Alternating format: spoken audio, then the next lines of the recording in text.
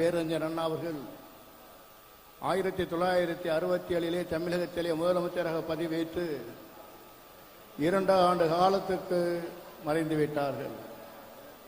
அந்த நேரத்திலே தமிழகத்தை யார் வழி நடத்துவார்கள் என்று தேடுகின்ற நேரத்தில் முத்தமிழறிஞர் கலைஞர் அவர்கள் தமிழகத்தினுடைய முதலமைச்சராக பொறுப்பேற்றார்கள்.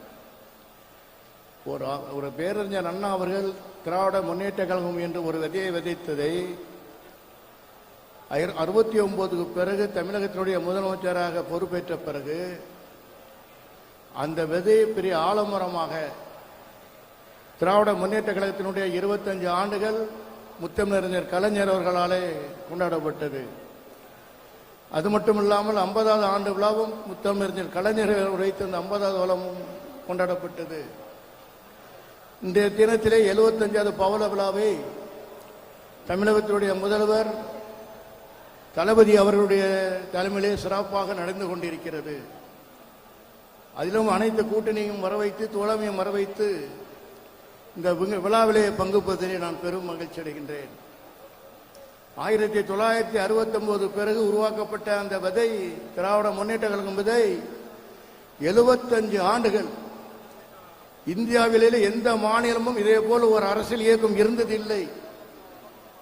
ஆனால் தமிழகத்திலே தொடர்ந்து 75 ஆண்டுகள் திராவிட முன்னேற்ற கழகம் இன்றைய தினம் இருந்து கொண்டு சிறப்பான முறையிலே தேசிய கட்சி இருக்கலாம், ஆனால் மாநில அளவில் இருக்கின்ற கட்சியிலே திராவிட முன்னேற்ற கழகம் தான் இருந்து கொண்டிருக்கிறது என்கின்ற பொழுது ரொம்ப பெருமையாக இருந்து கொண்டிருக்கிறது. அந்த ஆழ்மரத்தினுடைய விழுதுகளாக இருக்கின்ற தோழர்கள் ஒரு வலுவான தோழர்கள், அந்த கட்சியினுடைய தோழர்கள். அந்த மாதிரி ஒரு விடுது என்பது இந்தியாவிலே எந்த கட்சியிலும் இல்லாமல் திராவிட முன்னேற்ற கழகத்திலே இருந்து கொண்டிருக்கிறது.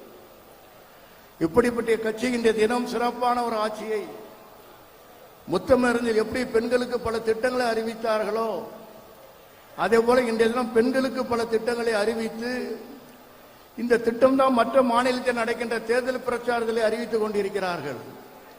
அது பெண்கள் முன்னிலைத்து பற்றி அது பெண்களுடைய குடும்ப தலைவியாக இருக்கட்டும், இல்லை பள்ளியிலே படிக்கின்ற மாணவிகள், ஐடி முடிக்கின்ற மாணவிகளாக இருக்கட்டும், எதை இருந்தாலும் இந்த தமிழ்நாட்டினுடைய முதலமைச்சருடைய தேர்தல் அறிக்கை வைத்துதான் இந்த தினம் எல்லா மாநிலமும் பேசிக் கொண்டிருக்கிறார்கள்.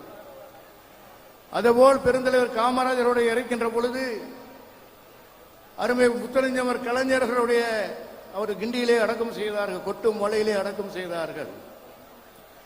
அது மட்டும் இல்லாமல் அவருடைய காலத்தில் அங்கு அணையா விளக்கை கொடுத்தார்கள்.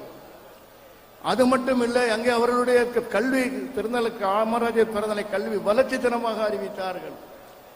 இப்பொழுது நம்முடைய மாண்பு முதலமைச்சர் அவர் வழியிலே தமிழகத்தில் இருக்கின்றவர்கள் முக்கியத்துவம், மாணவர்களுக்கு முக்கியத்துவம் காமராஜர் வழியிலே கொடுக்க வேண்டும் என்பதற்காக இன்றைய தினம் படிக்கின்ற இலசுகள் குழந்தைகளுக்கு காலை உணவை கொடுத்து இன்றும் அதிகமான மாணவர்கள் எண்ணிக்கை சேர்க்கக்கூடிய அளவிலே இந்த தினம் இந்த அரசு நடந்து கொண்டிருக்கிறது.